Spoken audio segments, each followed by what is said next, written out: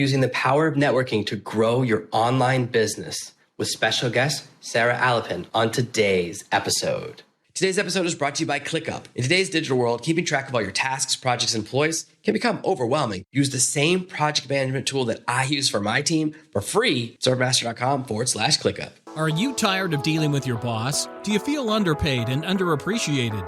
If you want to make it online, fire your boss and start living your retirement dreams now, then you've come to the right place. Welcome to Serve No Master Podcast, where you'll learn how to open new revenue streams and make money while you sleep. Presented live from a tropical island in the South Pacific by best-selling author Jonathan Green. Now, here's your host. This is a topic near and dear to my heart. When I first started my online journey, my first thought was, I want to do an online business so I never have to deal with another person ever again. I can just sit down with my computer and magically make money and never have to do any networking or connections. And boy, was I totally wrong with that first thought. So I know this is your area of expertise. How did you start on the journey of helping people and thinking that how important community and other people are in growing your business?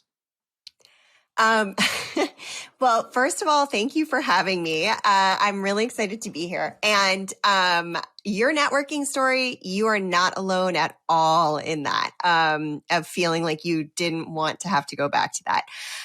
So to answer your question, though, my story is a little bit roundabout in a way.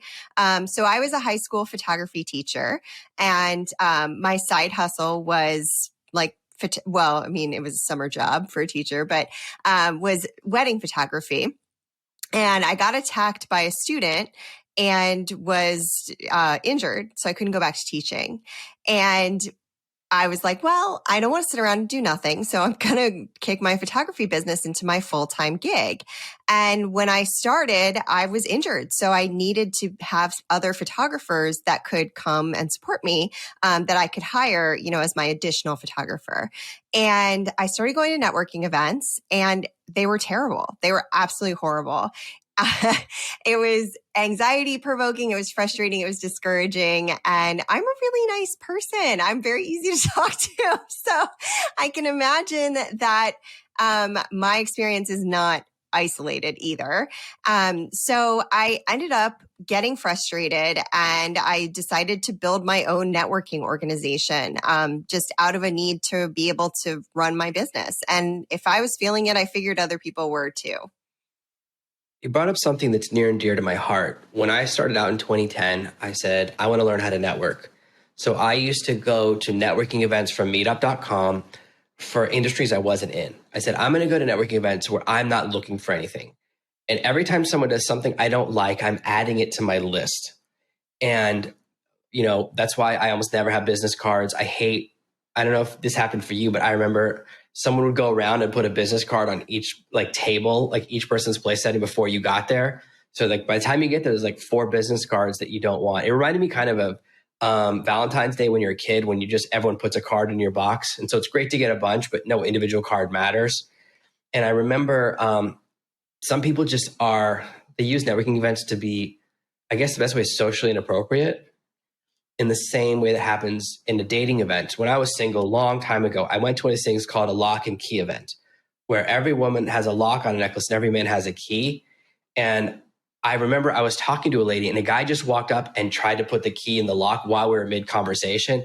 And I was like, this is awful. They've created an event that encourages really inappropriate behavior, because it's we're having a conversation. I will talk to someone before I try and put the key in. I guess other people are trying to be quick enough to get the prize, the massage or the $50 coupon, whatever. And I had a different mindset, but I was like, this is just bad speed dating is just bad networking. And it's really, really common.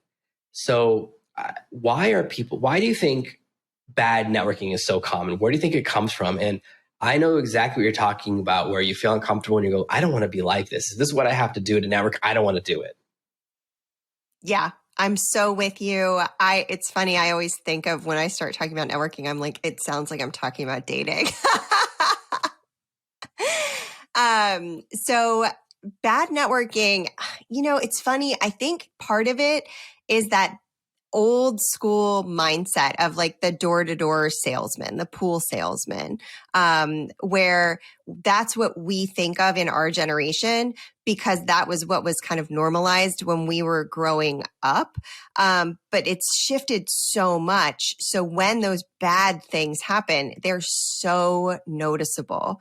But a lot of it is like, kind of, it's that hard selling, what are those Billy Mays commercials called? Like the ShamWow commercial. Yes, thank you.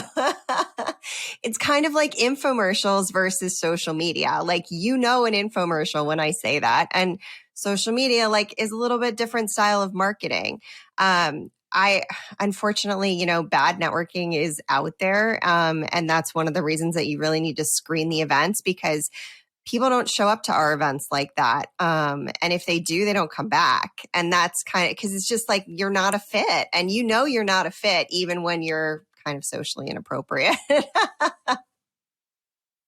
Yeah, the two biggest things I've noticed are the hard sell and the desperation. So I've also been to events where, and I remember this when I was starting out, I was living on my friend's couch making $500 to $1,000 a month in a studio apartment. Okay. He didn't even like sleep in a separate room. I slept near his feet on the couch, and people were talking to me like I could save their business. And I was like, how come you seem more desperate than me? So that was a big lesson for me. I learned no matter what, even if you're late on the rent, you hide it inside. I was like, I learned a lesson from that. But people have these ideas, and I don't know if they're good or bad. I remember one person I met, I remember this so vividly. They had invented like a stick you could spray tan your back on, kind of like the man groomer lets you shave your back.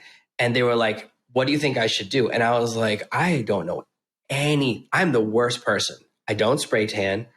I don't naturally tan. And I don't know anything about what's happening in my back. It's the part of my body I can't see. And I don't know physical products. And yet they were like reaching for a life raft, that thing of like, oh, we're going to be out of business in a few weeks. And that just really stuck with me, that we are approaching networking. And it's the same thing for job networking. You ever notice that people get really active on LinkedIn right after they lose their job?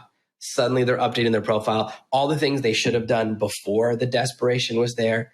And again, it goes back to dating. It's like, no, when you have a relationship, everyone's interested. And when you're single again, they go, oh, what happened? You changed. Now I don't like you anymore. And I think it's the smell of desperation, which is the worst smell. And it's unfortunate that I think people need to start networking before they have a problem, so that when something happens, they're in that right position. So yeah, when should people start thinking about networking, and why do they wait until it's like way too late? I think you should be networking from jump. Like when you have any sort of idea that you might be interested in launching a business. We have people come to events all the time who don't even have a business yet. They don't have a website.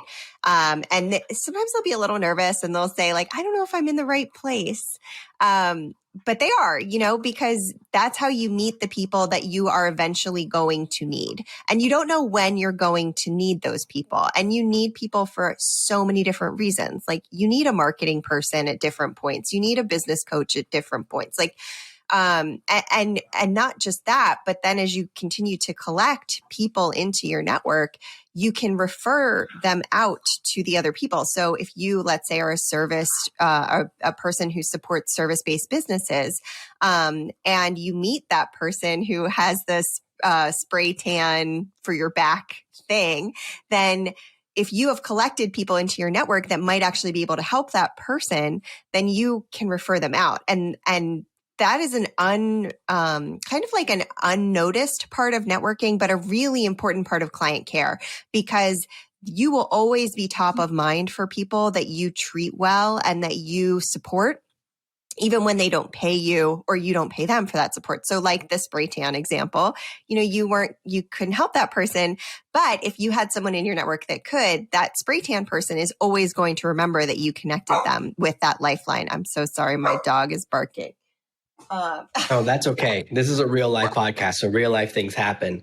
You bring up something really important, which is your network of contacts. A lot of people are starting out. I remember my very first event, my first conference, and one of the things someone mentioned and stuck with me was so powerful was that One guy came to the conference and didn't have any experience, had no knowledge, had no past experience. And he just met every person, said, what do you do? What are you looking for? What do you do? What are you looking for? And he introduced all the matches. And everyone was like, he's the most important person here. And it really stuck with me, that power. That's really always been a part of my business. So people always say to me, as I've been ghostwriting for a long time and I've worked with some really big clients, they go, how do you get all these clients? Do you have a big website? Do you have this marketing? And I go, no, I just tell everyone that's what I do. Because I know not many people know 10 ghostwriters. Most people know, even people who've hired a lot of ghostwriters know less than 5. I, for the first 8 years I was doing it, had known 0. I've met 3 in my entire life, including me.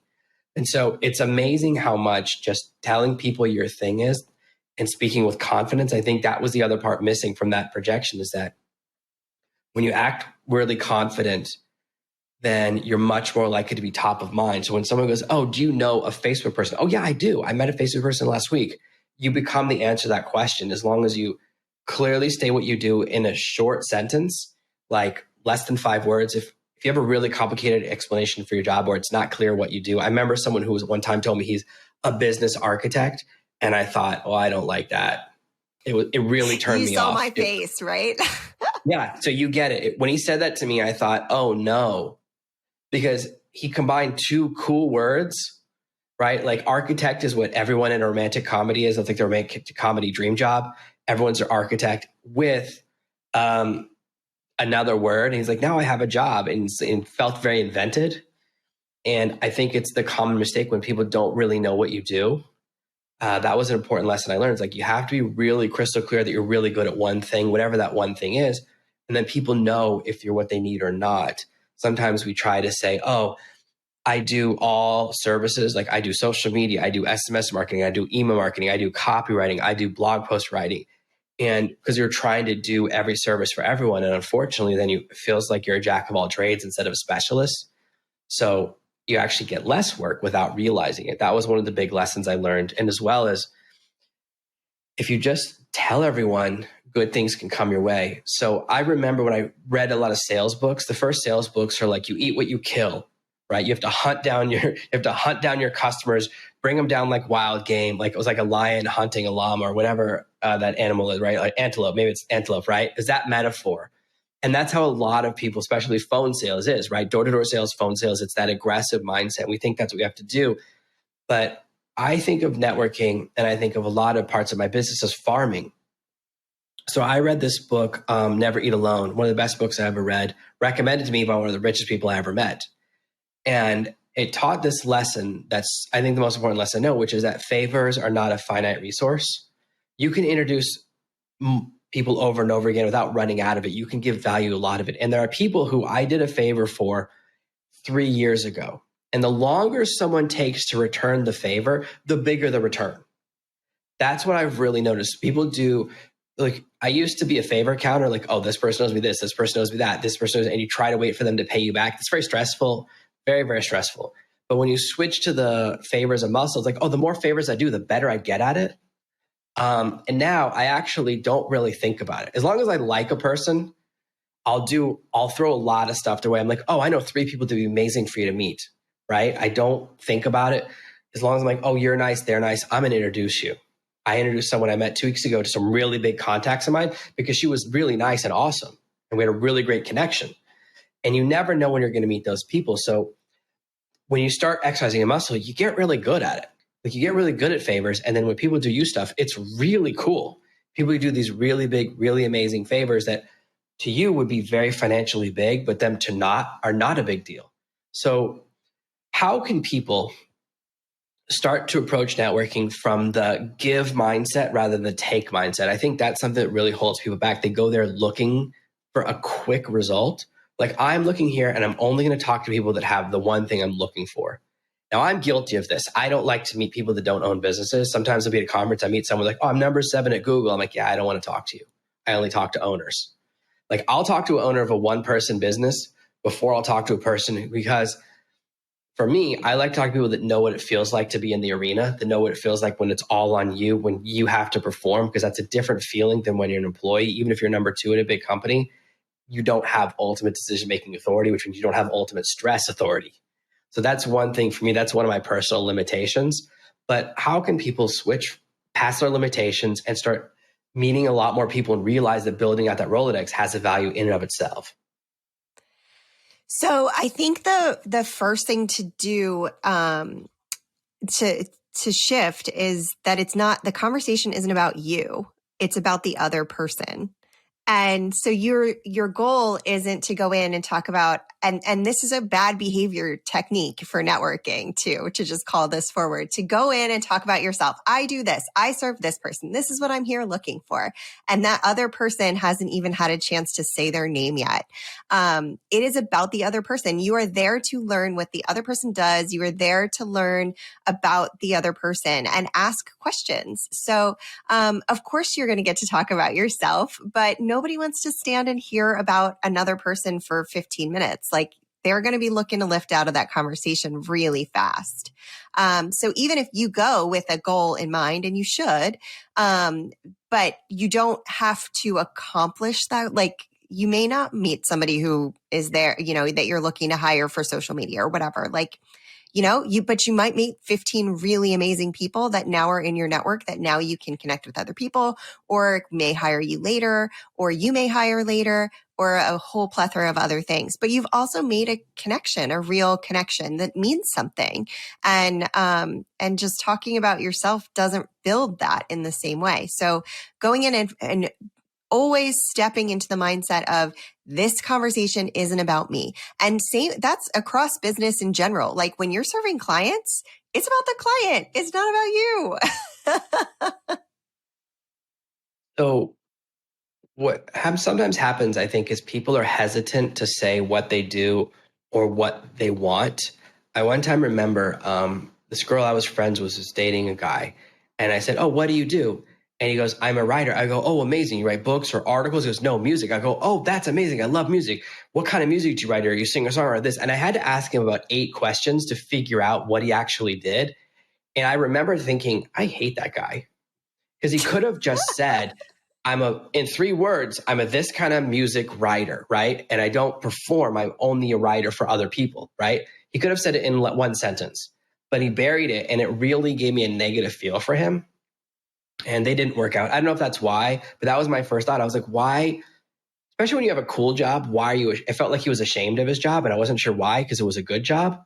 It wasn't like one I couldn't figure out any reason why he'd be ashamed of. Everyone would love to write music for celebrities, right? Like for big bands and stuff. So his hesitancy was so strange. But I think sometimes my experience is that people, you have to dig to figure out who they are, and they don't want to say what they're looking for because they're like trying to hide their 2 cards.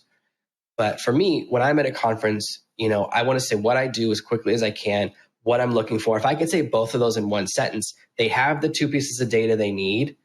I go, "Oh, I'm this, and I'd love to meet people that do this." So if I'm looking for new clients, I'll say, "Oh, I'm a celebrity ghostwriter, and I'd love to meet people that are looking to do a great project. Tell me about you." And I've done my thing, and now I don't have to talk about me. So I developed a technique when I was in my single days, and I'll be talking to a lady, and their husband or boyfriend walks up, and I never wanted a confrontation. And I can't tell you how many times I start talking to the husband, and then the wife is like, "Hey, why weren't you talking to me?" I'm like, "This guy's amazing." And so my secret technique was, I call it looking for diamonds. I wanted to meet one man with every single job that exists. I was trying to collect all the jobs. I go, I want to meet a person with each job. So I remember one time I met the guy who does the flashlights for planes. And I was so excited. He was like, "This is a boring job." I was like, "Are you kidding? You do one flashlight mistake, that's like $100 million a plane you could destroy. You have so much power." I was like, "I don't know. You have one of the most powerful jobs I know of after air traffic controller. But there's no backup when you're doing the flashlights. You're the one they listen to." So I was so fascinated by that. And I brought that into my marketing, which is when I always want to find the magic within someone or the thing about their job that they love. And that allows me to get to the goodness. And sometimes it's about finding out. One of my greatest network experiences, I met a marketer, 9-10-figure marketer, really huge in my industry, someone who was really high up, and everyone's always trying to approach him. And I was talking to him, I was like, "Yeah, let's not talk about work. Let's talk about what you love to do." And it turns out he built this huge business to fund amateur archaeology. So he does a dig every year. He runs a $10 million business that he then funds digs. and he always has a fossil in his pocket. And I'm one of the only people that knows that. And it's not like he doesn't like to talk about it. It's the opposite. All you have to do is drop a hint and the doors are open. And I was like, why isn't this is very fascinating to me, because that's a level of passion where you do a successful business to fund, because let's be honest, there's no money in archaeology. It's not a big business, but he had this amazing passion and you just ask. So some people, their job is their passion, and some people it's something else. And a lot of my biggest successes have been asking that second question. What do you love to do? And it could be, what do you love about your job, or what really is the most important thing to you? Because I've seen networking mistakes. One of the biggest marketers in the world is super religious, runs a huge company. The company's doing probably $1 billion a year right now. And one of his earliest stories is that when he got married in college, they didn't have a baby right away. He's like 22 trying to have a child. One of his big stories is that we were trying to have a child. We were getting worried that we couldn't have children. I was like, at 22, whoa, like most people don't think that way, right? And yet people will walk up to at conferences like, hey, do you want to go drinking? Do you want to go party? We're going to go to the strip club. And I'm like, do you not listen?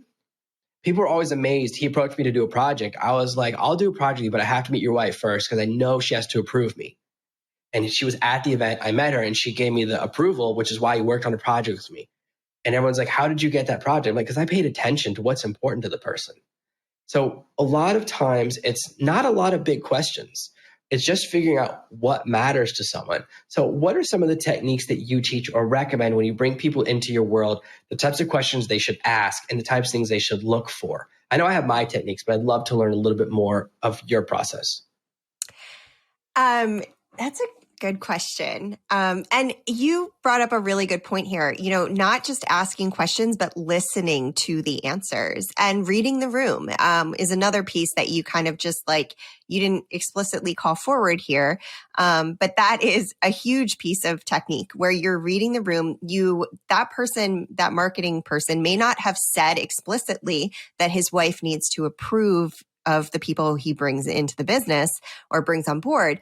But you understood from the other things that you had heard or said. He got married at 22. He's very religious. He was concerned that he wouldn't be able to have children. These are all things that indicate that his relationship is incredibly important. It's paramount to everything. So whether or not you knew that the wife had anything to do with business, you understood, okay, this is someone that's very important to this person. It takes very minimal additional effort on your part to meet the wife, do it, like make that happen, So it's, that I think that is one of the most important techniques and something that really goes unnoticed. But when you do it well, it really shines because it is the difference in landing a client like that. Where they know, okay, oh wow, you saw me, you heard me, you get me. Now I'm going to hire you. Let's make this happen. So I think that's a really important piece here. And I think you did a really awesome job of that in this story, in my opinion, at least from what you said. And it sounded like you landed the client. So there you go. So my strategy, what I do is I ask people what they do as soon as they come in. So whatever the case is, and I kind of have different strategies for online versus in person. So I don't know if you want me to talk about them separately, Yes. but okay. So if it's in person, I'm an extrovert. So my strategy is when I go into the room, I look for someone who looks like the last thing they want to do is be there. And I know that probably sounds very odd, but 9 times out of 10, it's just an introvert who isn't knows they need to be networking, but really hates networking. And I get it. So I will go up and I'll introduce myself to that person. I find out a little bit about who they are, what they do. And then I take that person around and make them my networking buddy for the night.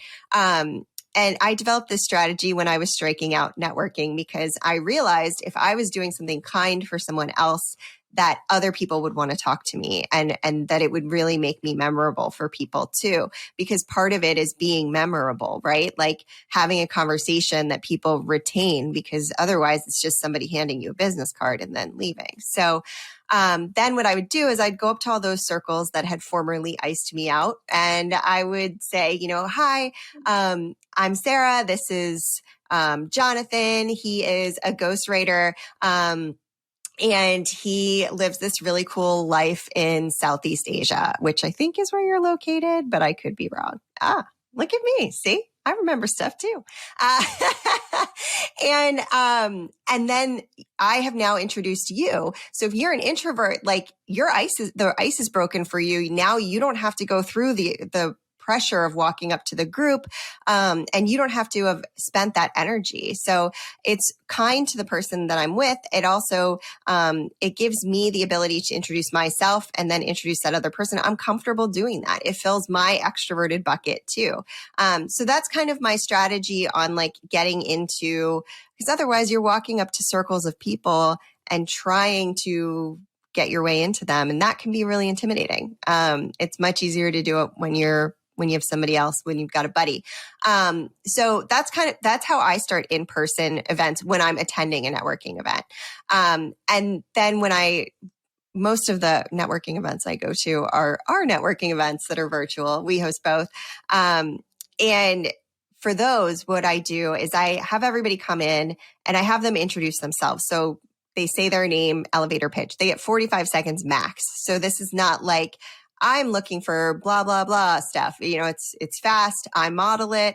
Then I have people who have been there before. I call them to the floor because I know they'll model it well. And then everybody falls in line. So it's really good. And it sets the tone for the event. Then I throw everybody in breakout rooms and I bop around and I give them 3 things to talk about. The first, a recent win. So whether that just be that today you got up and you made it to the computer to be on a podcast, or, you made peace with the fact that your dog was barking on the podcast.